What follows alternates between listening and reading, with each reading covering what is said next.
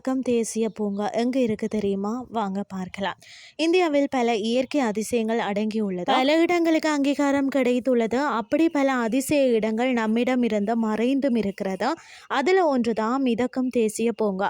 பொதுவாகவே தேசிய பூங்காவில் விலங்குகள், பறவைகள் இருப்பது வழக்கமான ஒன்றுதான்.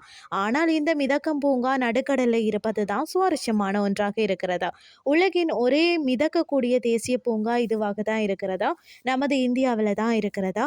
வடகிழக்கு இந்தியாவில் மணிப்பூரில் அமைந்துள்ள அந்த அற்புதமான பூங்காவின் பேர் பார்த்தீங்கன்னா கெய்புல் லம்ஜாவோ தேசிய பூங்கா.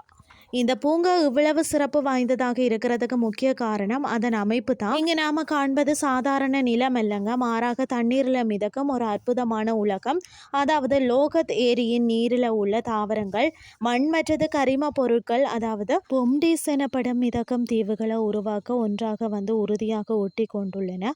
அவை பார்த்தீங்கன்னா மென்மையான புல் போல தோன்றினாலும் அவை மிகவும் வலிமையானவை. மனிதர்களும் பெரிய விலங்குகளும் அவற்றின் மீது நடந்தாலும் அவை மூழ்குவதில்லை. இந்த பூங்கா பார்த்தீங்கன்னா சுமார் 40 சதுர கிலோமீட்டர் பரப்பளவில் பறந்து விரிந்துள்ளது. அரிதான மற்றது அழிந்து வரக்கூடிய சங்காய் அல்லது புருவ கொம்பு மான்களுக்கான ஒரே இயற்கை வாழ்விடமும் இதுதானா. மணிப்பூரின் மாநில விலங்கான சங்காய் உள்ளூர் கலாச்சாரத்தில் ஒரு சிறப்பு இடத்தை பிடித்துள்ளது. நீரின் குழம்புகளில் சமநிலைப்படுத்தி கொண்டு அவை நடக்கும் விதம் அவை நடனம் ஆடுவது போல தெரிகிறது. அதனால் தான் அவை நடனமாடும் மான் என்று அழைக்கப்படுகிறதா. 1950களில் அவை அழிந்து விட்டதாக கருதப்பட்டது. ஆனால் அவை மீண்டும் இங்கு காணப்பட்ட போது அவற்றை பாதுகாக்கத்தான் 1977ஆம் ஆண்டில் இது ஒரு தேசிய பூங்காவாக அறிவிக்கப்பட்டது.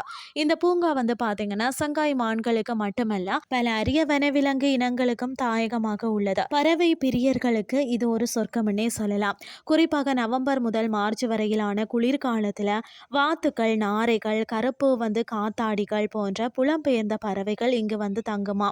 இருப்பினும் இந்த அற்புதமான சூழல் இப்போது அச்சுறுத்தலை எதிர்கொள்கிறதா. அதாவது பார்த்தீங்கன்னா நீர் திட்டத்திற்காக கட்டப்பட்ட இதாய் தடுப்பணை ஏரியில் நீர்மட்டத்தை தொடர்ந்து அதிகமாக வைத்திருக்கிறதா. இது பார்த்தீங்கன்னா பொம்டிகளுக்கு தேவையான ஊட்டச்சத்துக்களை இழந்து அவை குறைந்து போக காரணமாகிறதா. இது சங்காய் மான்களின் உயிர் வாழ்விற்கு அச்சுறுத்தலாக மாறியுள்ளது. இந்த பகுதியின் தனித்துவத்தை உணர்ந்து யுனெஸ்கோவின் உலக பாரம்பரிய தலங்களின் பட்டியலில் இதை சேர்க்க முன்வொழிவுகள் அனுப்பப்பட்டுள்ளதா. இன்றைய கிறிஸ்டி உங்களுக்கு பிரயோசனமாக அமைஞ்சிருக்கும்னு சொல்லி நானும் நம்புறேன். இதே மாதிரி மற்றும் ஒரு கிறிஸ்டின் வாயிலாக உங்களை சந்திக்கிறேன். நன்றி.